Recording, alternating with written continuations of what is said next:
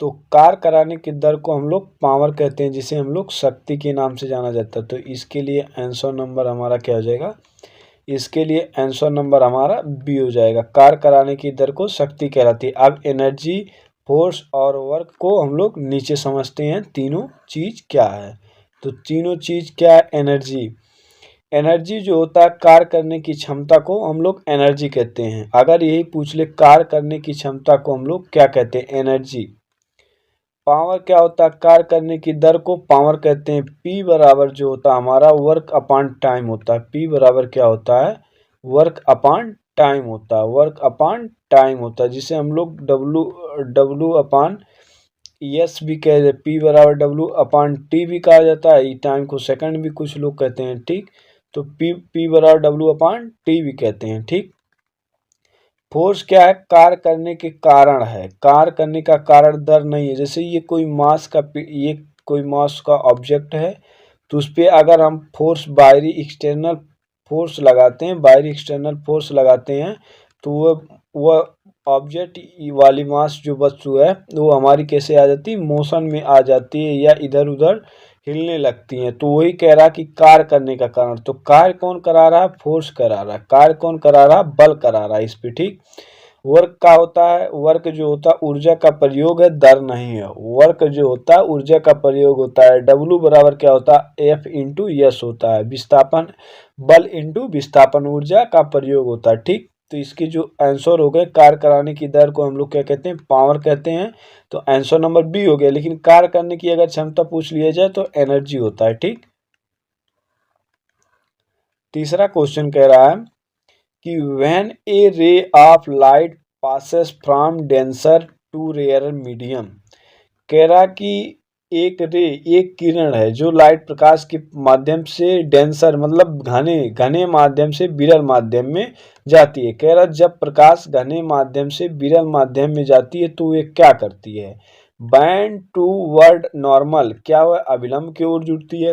Band away from लविनर, क्या वह अभिलंब से दूर जाती है। या डज नॉट बिहाइंड, वह मुड़ती ही नहीं है। या गेट एब्सॉर्ब्ड। तो इसका जो होगा आंसर नंबर, जब कोई प्रकाश घने माध्यम से विरल माध्यम में जाता है तो वह बैंड अवे फ्रॉम नॉर्मल हो जाता है। तो इसके लिए आंसर नंबर हमारा कितना हो जाएगा, बी हो जाएगा। इसके लिए आंसर नंबर बी हो जाएगा। क्यों आंसर नंबर बी होगा, आइए हम लोग नीचे समझते हैं, ठीक। देखिए पहला ऑप्शन कह रहा कि बैंड्स टूवर्ड नॉर्मल, ये तब होता है जब प्रकाश विरल से घने माध्यम में जाता है। जब प्रकाश विरल से घने माध्यम में जाएगा तो बैंड्स टूवर्ड नॉर्मल हो जाएगा, ठीक। फिर कह रहा बैंड्स अवे फ्रॉम नॉर्मल, जब घने से विरल में गति करती है तो इसीलिए ये अविलंब से दूर मुड़ता है। जब प्रकाश घने से विरल की ओर गति करता है इसीलिए अविलंब से दूर मुड़ता है। तो वही कह रहा कि ए रे बिहाइंड अवे का कहते हैं ये रियरर टू डेंसर मीडियम। तो कह रहा घने से जब विरल गति में करती है तो ये अविलंब की ओर दूर मुड़ता है, ठीक। डज नॉट बैंड के मतलब गलत माध्यम बदलने में दिशा बदलती है, ये गलत है। तो इसके लिए आंसर नंबर हमारा क्या होता है, इसके लिए आंसर नंबर बी होता है, ठीक। ये एक कह रहा है कि उत्तर प्रदेश के सभी बच्चों जिन्हें बीएससी नर्सिंग पैरामेडिकल जेनम एग्जाम देना है वो लोग व्हाट्सएप नंबर 7307911898 नंबर पे मैसेज करके आप लोग को 25 टेस्ट मिलेगा और बिल्कुल फ्री मिलेगा। ये 25 टेस्ट फ्री में मिलेगा, जो हमारा एक दिसंबर से स्टार्ट हो रहा है। दिसंबर से स्टार्ट हो रहा है, ठीक। इसका कोई चार्ज नहीं है, बिल्कुल फ्री है। ये टेस्ट देखिए एकदम क्या लिखा है कि बिल्कुल फ्री है, आप लोग हमसे जुड़ सकते हैं। ये स्टार्ट कब से हो रहा, दिसंबर से हो रहा है, ठीक। चलिए आगे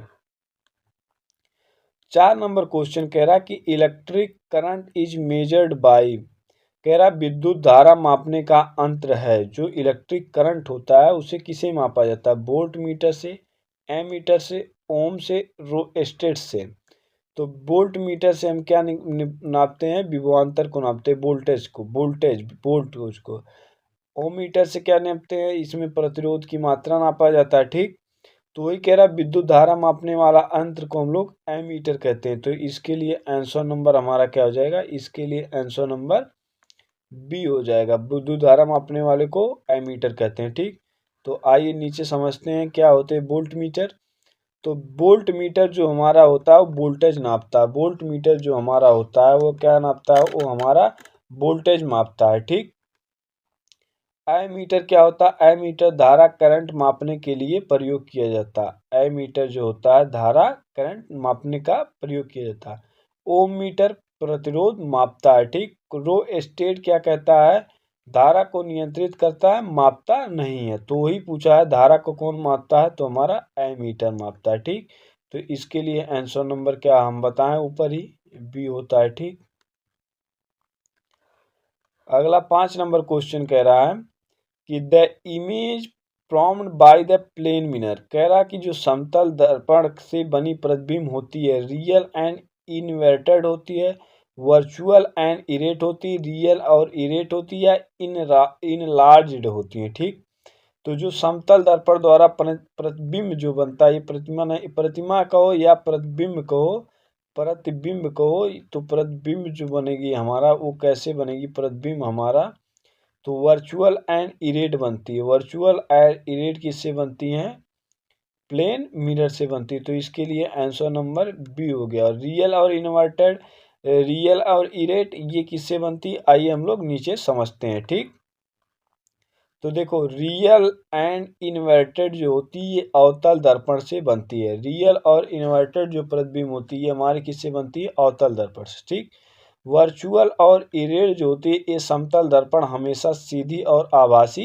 छवि बनाता है। ठीक, रियल एंड इरेट यह वास्तविक और सीधा साथ नहीं होती है। जो वास्तविक प्रतिबिंब और सीधी साथ नहीं बनती उसे रियल और इरेट।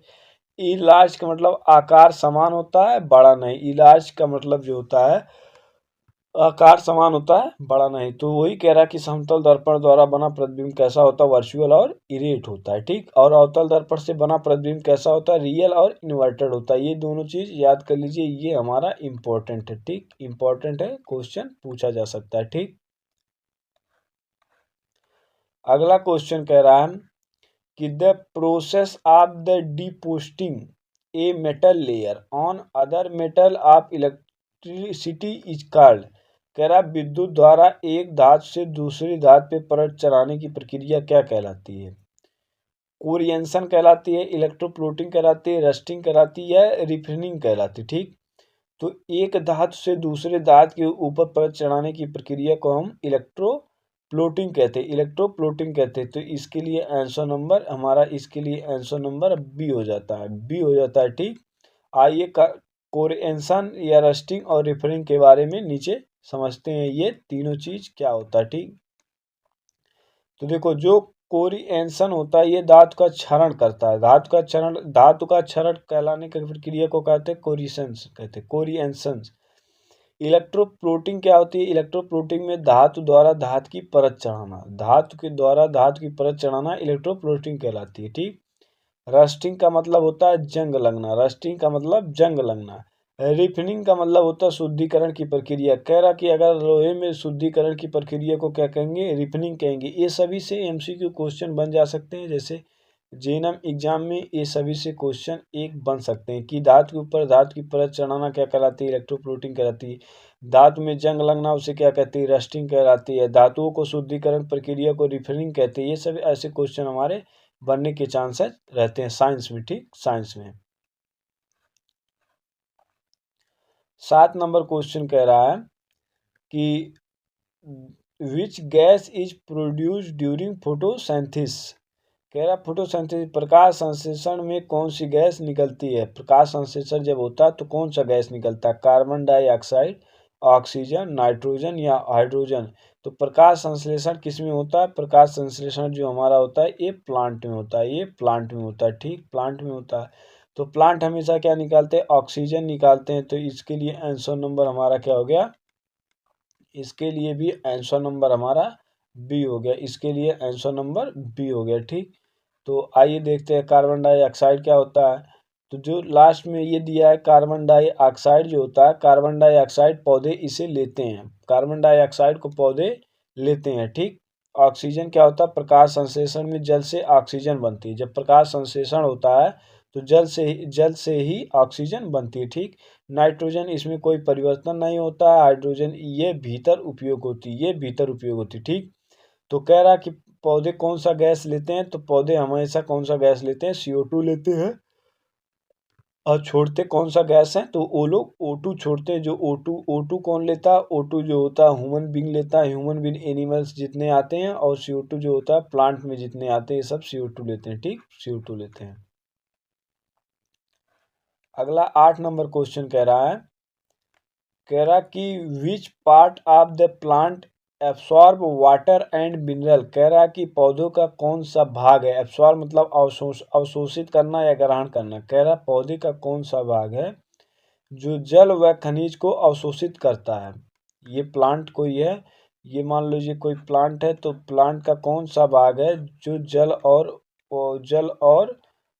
जल और क्या कहते हैं खनिज को अवशोषण करता है। तो कौन सा भाग होता है, लीफ हो जाएगा, रूट हो जाएगा, स्टेम हो गया, या फ्लावर हो गया। ठीक, तो जो जल और खनिज का अवशोषण कौन करता है, रूट करता है। तो इसके लिए आंसर नंबर हमारा क्या हो जाएगा, इसके लिए भी आंसर नंबर बी हो जाएगा। ठीक, पौधों में जल किसके द्वारा जाया जाता है, तो पौधों में जल जो होता है हमारा जाइलम के द्वारा जाया जाता है। जाइलम के द्वारा पौधों में जल का ट्रांसपोर्टेशन होता है जाइलम के द्वारा। ठीक, आइए लीफ स्टेम फ्लावर को नीचे समझते हैं। ठीक, लीफ में हमारा क्या होता है, लीफ मतलब पत्ते, पत्ते में प्रकाश संश्लेषण करती हैं, पत्तियां जो होती है प्रकाश संश्लेषण करती हैं। रूट जो होती है मिट्टी से जल व खनिज खींचती हैं, रूट जो होती हैं वह मिट्टी से जल व खनिज खींचती हैं। स्टेम जो होता है ये केवल परिवहन कराता है, परिवहन कराता है, स्टेम जो होता है परिवहन। फ्लावर क्या करता है, प्रजनन कार्य करता है। जो रिप्रोडक्शन का कार्य प्लांट में होता है वो कौन कराता है, फ्लावर कराता है। अगर पूछ ले कि प्लांट में रिप्रोडक्शन का कार्य कौन कराता है, तो फ्लावर कराता है। ठीक, परिवहन का काम स्टेम कराता है, स्टेम मतलब तने। ठीक, तो आप लोग जान गए जल का खनिज कौन खींचता है, रूट खींचता है। ठीक, रूट कहाँ होता है, ये जमीन के अंदर होता है। ठीक, अगला क्वेश्चन 9 नंबर क्वेश्चन कह रहा conservation of the vapour into liquid. कह रहा वाष्प को द्रव में बदलने की परिवर्तन कहलाता है। कोई गैस है वह अगर लिक्विड में बदल रही तो उसे क्या कहते हैं, लिक्विड में बदल रही तो उसे क्या कहते हैं।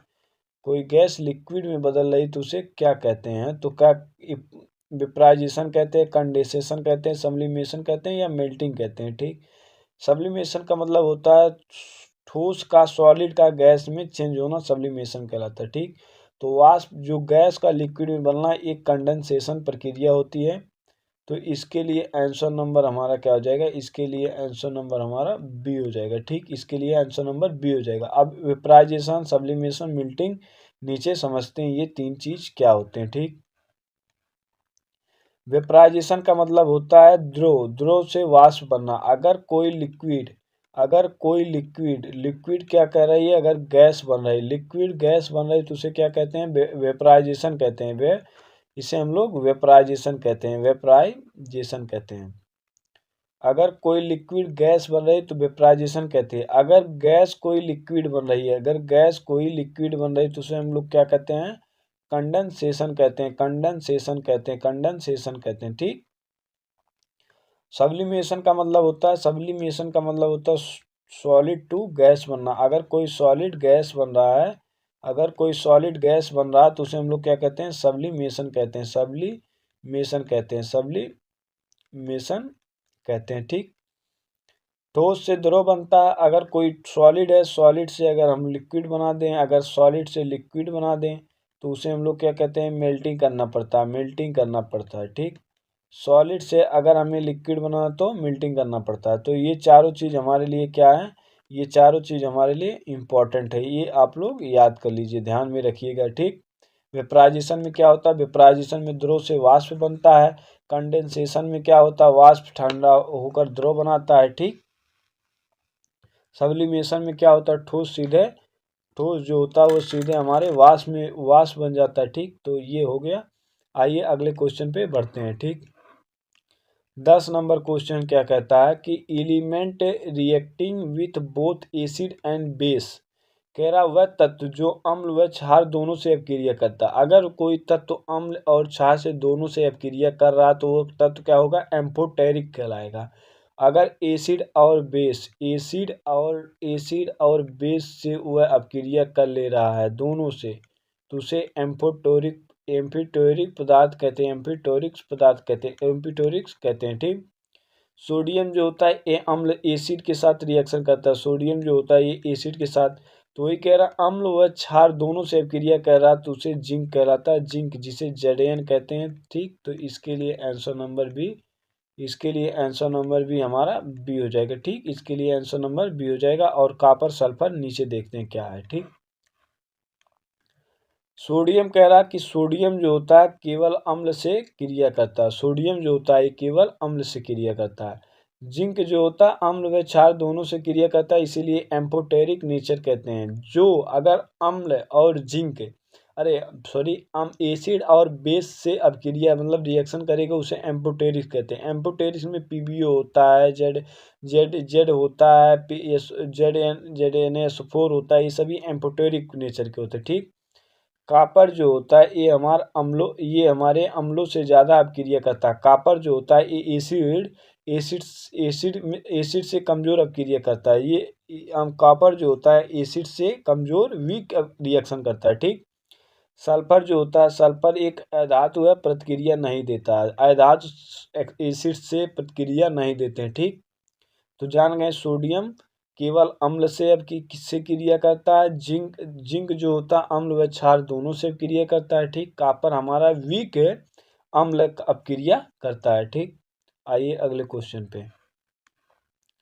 अगला क्वेश्चन कह रहा है कि 11 number, focal length of the plane mirror, कह रहा है समतल दर्पण की फोकस दूरी होती है। समतल दर्पण की फोकस दूरी क्या होती है? तो हम लोग पढ़े हैं कि समतल दर्पण की फोकस दूरी जो होती है इनफाइनाइट अनंत होती है। ठीक। तो समतल दर्पण की फोकस दूरी हमारा क्या हो गया, इनफाइनाइट होती। जीरो क्यों नहीं होती, 1 क्यों नहीं होती, वेरिएबल क्यों नहीं होती, आइए हम लोग नीचे समझते हैं इसके बारे में। ठीक।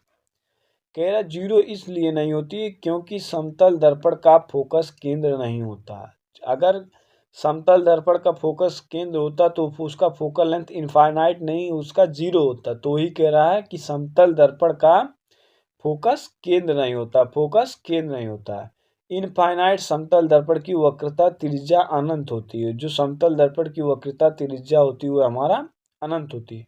1 मतलब कोई नाप नहीं है, वेरिएबल मतलब अस्थाई होता है। ठीक। तो ये दोनों से हमें कोई मतलब नहीं है।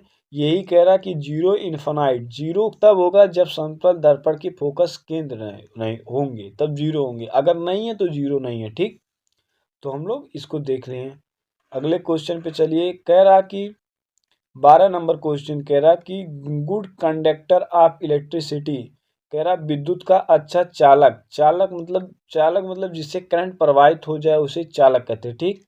तो करंट मतलब गुड कंडक्टर, कह रहा गुड कंडक्टर, तो गुड कंडक्टर मतलब जिसमें करंट प्रवाहित की जा सके। तो प्लास्टिक हो गई, वुड हो गया, कॉपर हो गया, रबर हो गया। ठीक।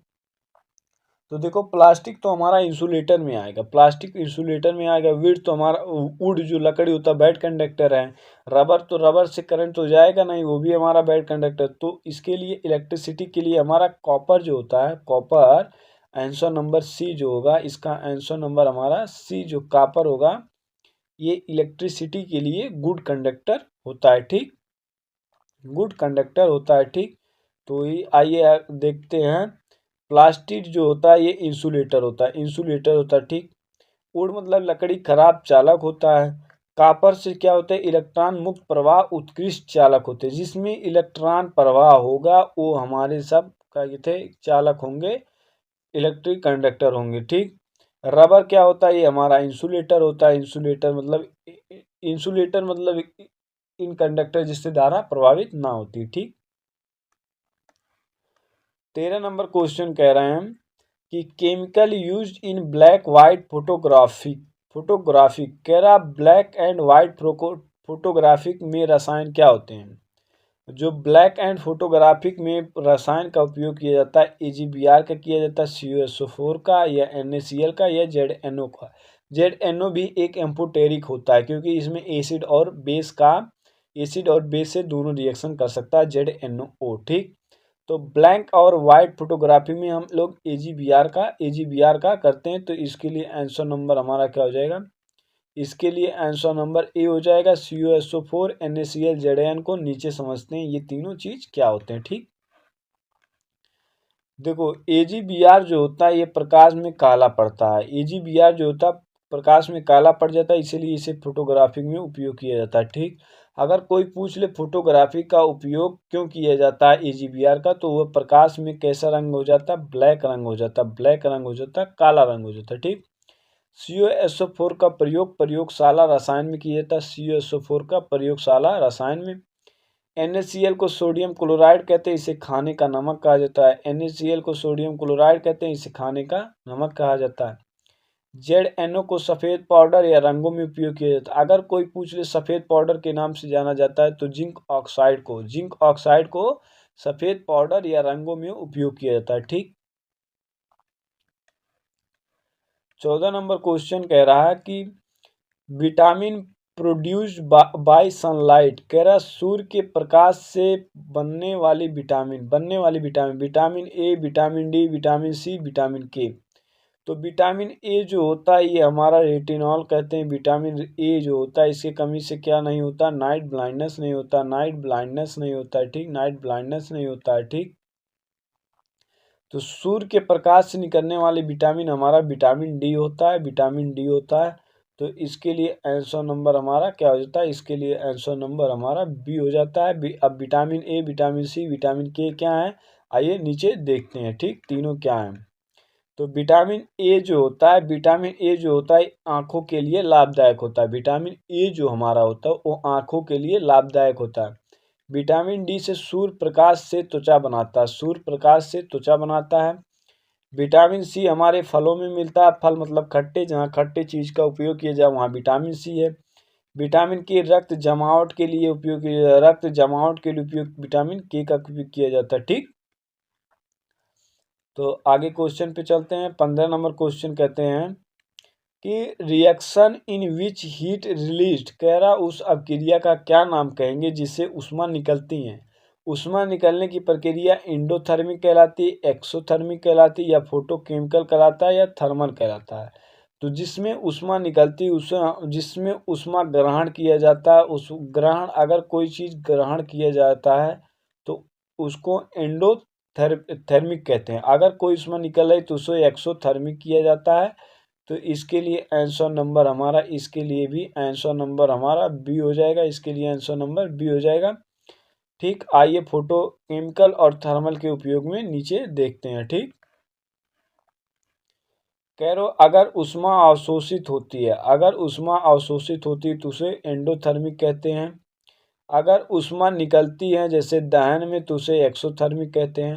प्रकाश से शुरू होती है तो उसे फोटोकेमिकल कहते हैं। ताप से संबंधित है तो उसे थर्मल कहते हैं। ठीक, तो देखो ये क्वेश्चन हमारा इस मॉडल का क्वेश्चन अगर देखा जाए तो इस मॉडल का क्वेश्चन जो होता है ये हमारा यूपी सीनेट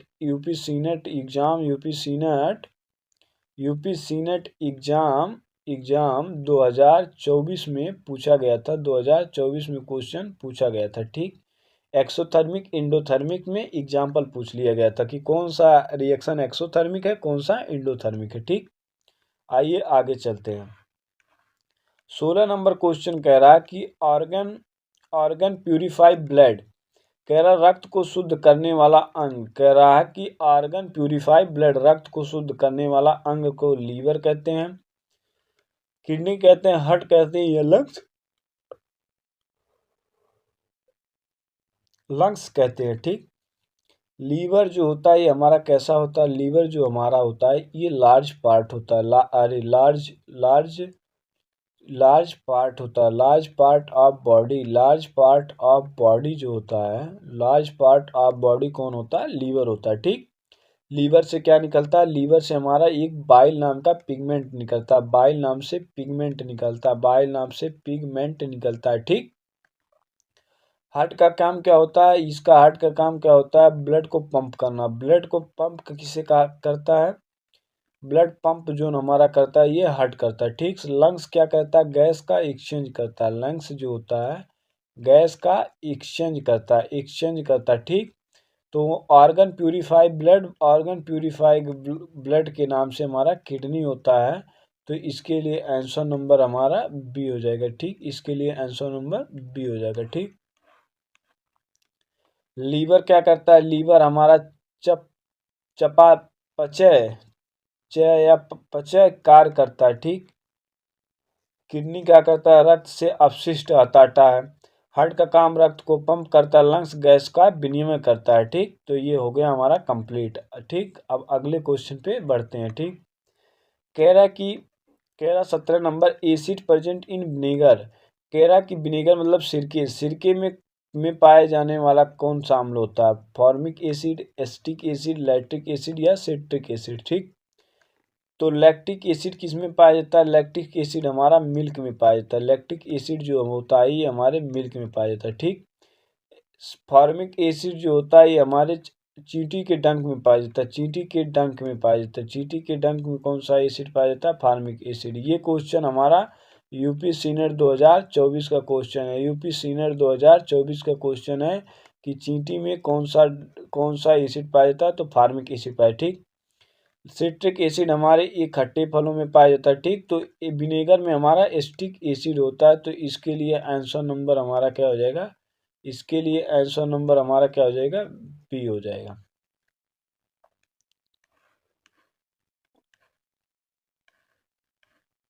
अट्ठारह नंबर क्वेश्चन कह रहा है, 18 number, energy conservation in microphone. कह रहा कि माइक्रोफोन में ऊर्जा रूपांतरण होता है। जो माइक्रोफोन साउंड से इलेक्ट्रिकल होता है, या इलेक्ट्रिकल से साउंड, या लाइट से इलेक्ट्रिकल, या हीट से साउंड।